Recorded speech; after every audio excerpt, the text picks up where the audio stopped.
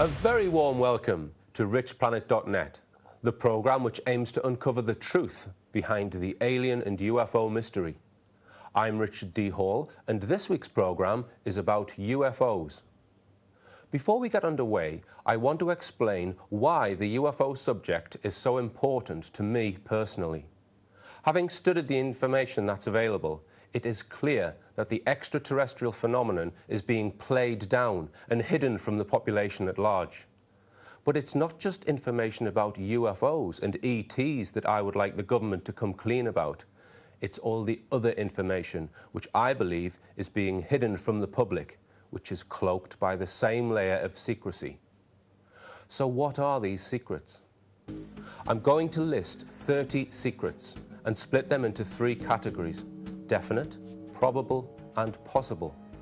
These are my own personal beliefs at this point in time, and I don't expect everyone to agree with them. I believe that many of these secrets have been gleaned from our extraterrestrial visitors. Definite secrets include technology to go to the stars, including anti-gravity propulsion, free energy technology, which is 100% clean, wireless transmission of power, magnetic beam technology, underground bases throughout the world, some of which are shared with ETs, structures and bases on the far side of the moon, detailed knowledge of over 50 types of extraterrestrial, knowledge about ET societies, including that some run without money, motives and ideologies of ET races, and knowledge of the planets from which ETs originate. Probable secrets include knowledge of man's true genetic and historic origins, and whether our genetics have been manipulated in the past, the purpose of the alien abduction program, knowledge about the structures on Mars, knowledge of when ET races have visited Earth throughout our history, whether ET races believe in a universal God, knowledge of previously advanced civilizations which have lived on Earth, information on Earth's disasters, including floods and wars, time travel or the ability to view the future, remote viewing, and the unified theory of physics, including knowledge of the so-called Higgs boson.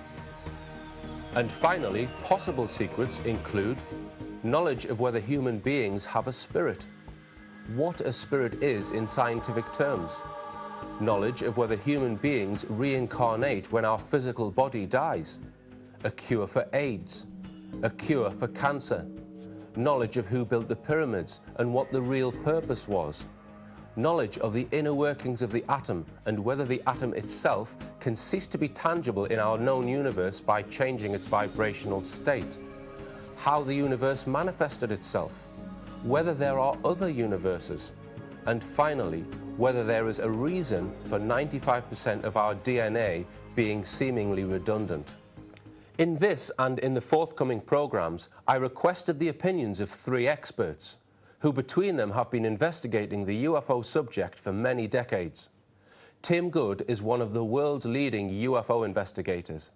In his worldwide research, he has interviewed key witnesses and discussed the subject with astronauts, military and intelligence specialists, pilots, politicians, and scientists.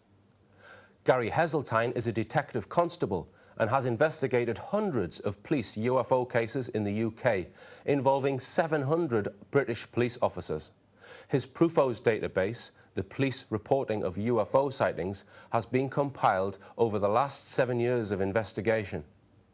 David Boyle is an expert on conspiracy theories and the UFO phenomenon.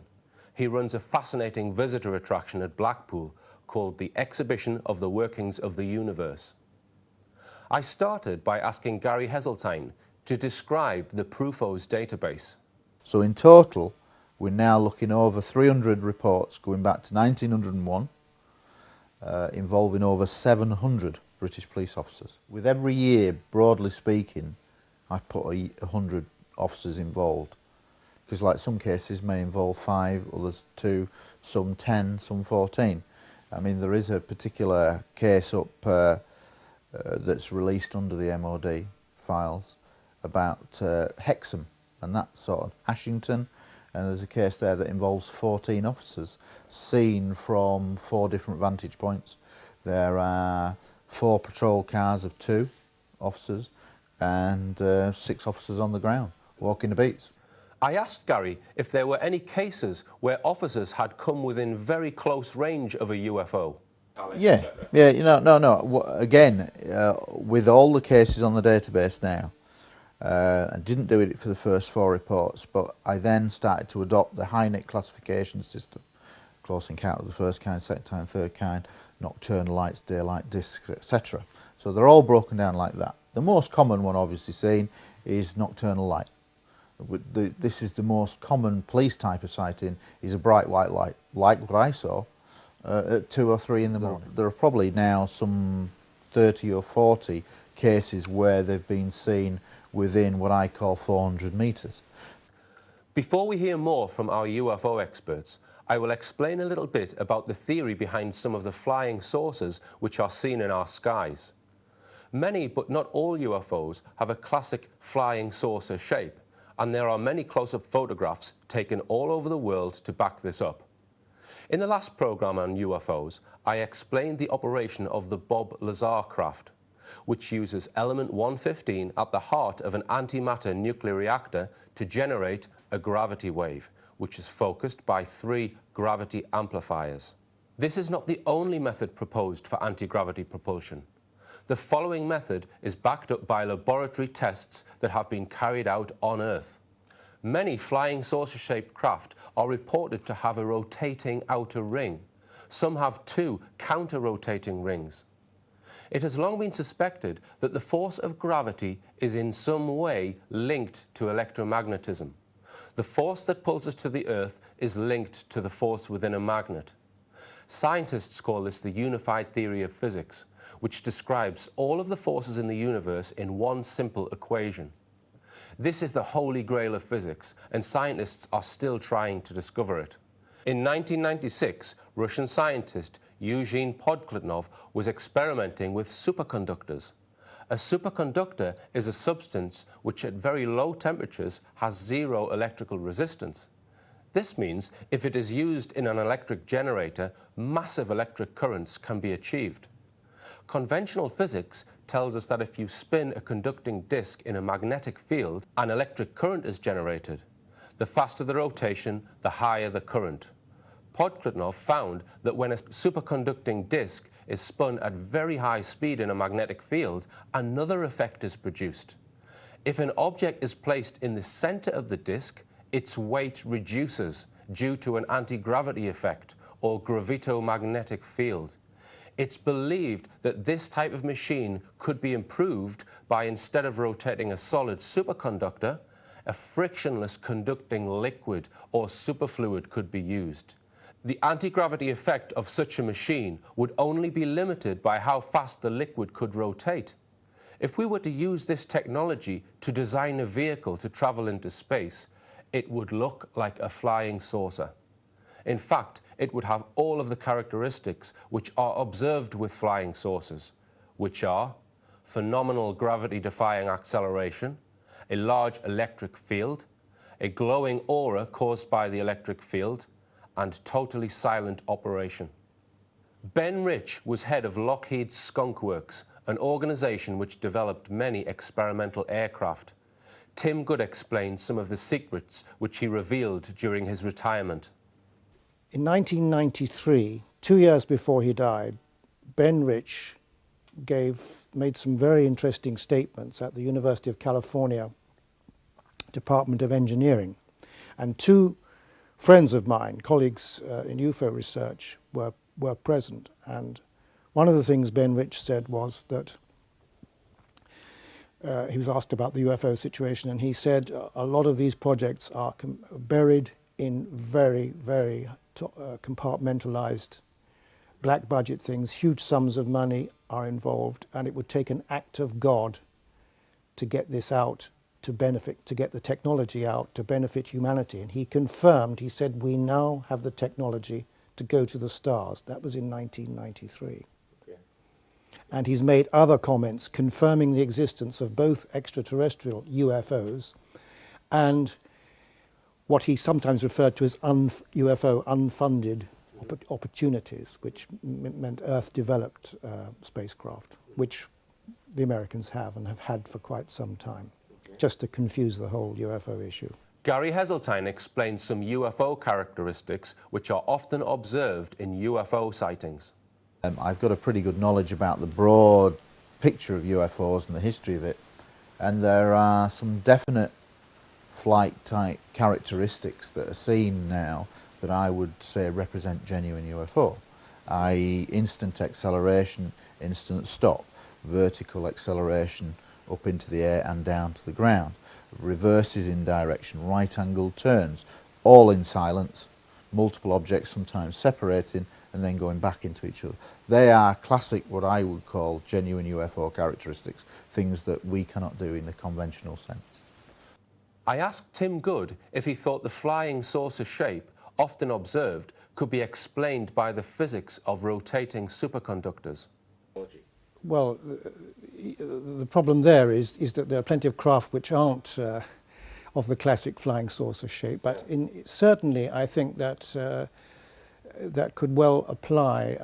I've got in my book Alien Base cases going back to the 1920s, encounters with beings, with flying craft, and they talk about rotating materials inside the craft which nullify the effects of gravity. I do look now at common types of shape. I look at high multiples. I look at... When you say that, do you mean more than one UFO in the Yeah, sky? yeah. Well, two types. There's two types of multiples. One multiple officer and two high multiples of UFOs seen at the time.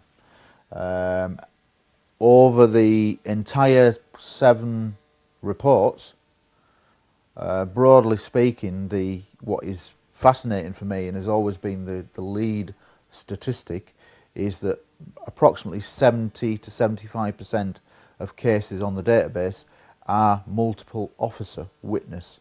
So it's not the lone officer who's mistaken at 3 in the morning, he's tired and whatever.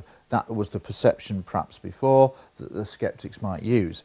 My statistics and data seems to prove totally the opposite, that 3/4 are in fact multiple officer cases. Okay.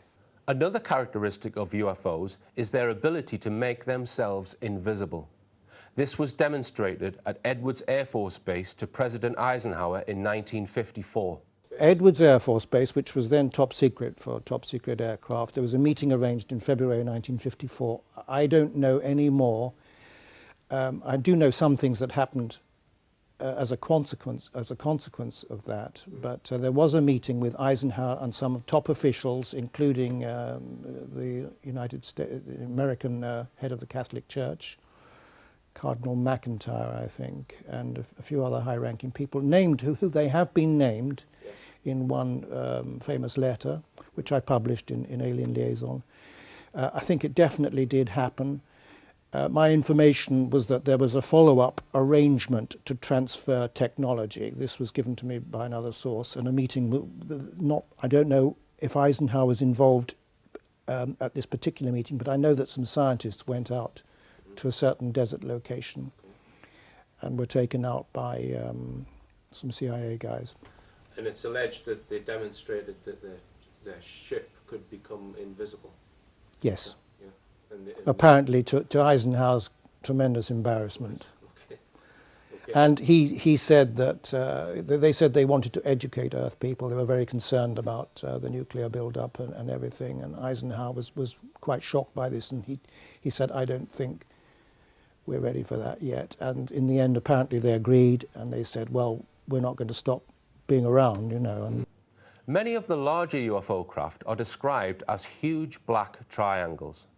It's rumoured that the US military have developed their own top-secret flying triangle called the TR-3B. The craft is nuclear-powered, totally silent, and uses an anti-gravity conducting ring.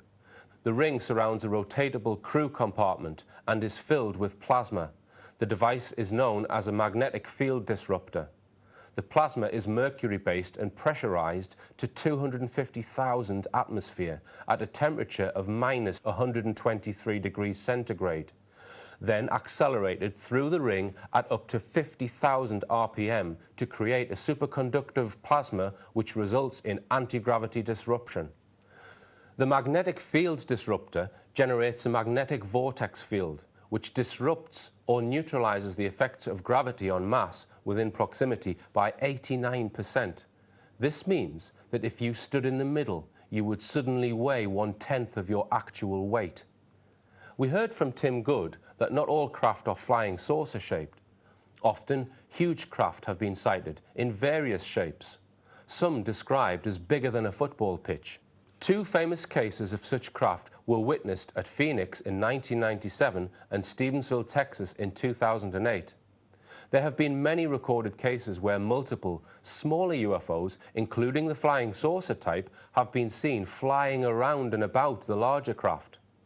The large craft are presumably motherships and are sometimes called cities in the sky. During the Travis Walton abduction case, Walton was taken on board one of these massive craft and witnessed different types of flying saucer parked up within the interior, almost like a flying aircraft carrier. Detective Constable Gary Heseltine. There's one of my favourite cases on the entire database, and is a case that came to me directly from an officer. Was from a former Thames Valley police officer called Eric Raymond. He was a PC, and he'd served in another force prior, but it was in an area, I think in the sort of Long Crendon area, and basically he was in a rural area with two other officers. There were two police vehicles parked up, having a chat, cigarette, as they did, and this is 1978. Suddenly in the distance, a long way off, they see a light low to the ground, but it was so quick that they really couldn't make out what it was, and they didn't think too much about it. Suddenly, and there is no other lighting around, they see an object that doesn't arrive in the conventional sense of coming in left or right or from the air. It suddenly appears, which is again a characteristic that I do believe genuine UFOs have the ability to make themselves invisible, for want of a better word, turn it on and off. They're often seen to blink on and blink off. I think that's a characteristic. And this case bears this out, because there they are chatting away, rural location, suddenly blink, and there is an object a quarter of a mile away, so a few hundred metres away, no other ambient lighting, and this object they describe as the size of a football field, shining a beam down to the ground from an altitude of about 500 feet, the width of a football field, and it is slowly scanning the terrain, the countryside terrain. There are smaller objects flying around the large object. It's in total silence. They're absolutely gobsmacked. They try onto the radio, fails. They watch this object for 5 minutes, Which and then is another characteristic. yeah, and then it just blinks out and gone. It's not easy using conventional physics to explain how they managed to make these huge craft invisible, but it is clear that their technology is able to control and manipulate the fabric of nature in a far more advanced way than ours. They are able to render nuclear missiles and aircraft missile launching systems useless from miles away. They have also been known to use some kind of beam-type technology to levitate large objects up into their craft. As well as being able to appear and disappear seemingly at will, there have been many cases where UFOs have caused our own craft to disappear. Absolutely. They have the capability of just absorbing aircraft, spacecraft, whatever, on board their giant carriers. Okay. Another case that came last year following an appearance on Look North, regional BBC Look North in my area, Yorkshire. Two officers approached me. One case related to an area of Bristol called the Lulsgate area, and there was a small airport that was closed, and in 1966 two officers were in a patrol car, and they're driving along sort of with the runway on their right, and there is a pub and a few little houses, street lamps, very quiet, airport closed. Suddenly, as they're driving past, their car headlights dim, cut out and the engine cuts out. Suddenly, again, similar characteristic, blinks on, they see what they describe as an oval-shaped object, white, 100 yards wide, hovering above the police car for approximately from a distance of about 200 metres away, altitude 500 feet. They watch it in total silence for 10 seconds and then suddenly gone. Yeah. Now, there is absolutely, it's an almost identical case to the Eric Raymond one. You know, in isolation, the skeptics will say these people are just imagining it. But when you get that sort of confirmation, years apart, totally unrelated people who have no connection to each other, then there has to be something going on. The Roswell UFO crash of 1947 is well documented. In 1948, the American military recovered another flying saucer. This time it was completely intact. Yes, this took place in Aztec, New Mexico in March of 1948, when a 100-foot diameter disc actually came down in a sort of controlled crash landing. The only damage was to one of the portholes, which looked as if it was either an entry hole from a shell from the military, which is quite possible. I'm convinced that craft was almost certainly shot down, and it was in perfect condition. There were at least a dozen small bodies inside, but they had been, or appeared to have been, burnt. There was no fire involved, but because apparently the atmosphere just simply wasn't right for them, and this has been confirmed by a number of sources. It's thanks to Scott Ramsey, fantastic research on this Aztec case, that he managed to interview a few old-timers, and he got a few deathbed confessions from people who had been involved in the case. There's a lot of people, and some names have been published, and he's hopefully going to produce a book just on the Aztec case, and we should look forward to that. Okay. It's believed that technology was derived from the Roswell UFO recovered a year earlier. I asked Tim Good if the same people would have extracted the technology from the Aztec craft. Philip Corso is known to have managed the extraction of technology from the Roswell UFO. So do you think he would have had his hands on the Aztec UFO as well? Or? Together with General Trudeau. Okay. Yeah.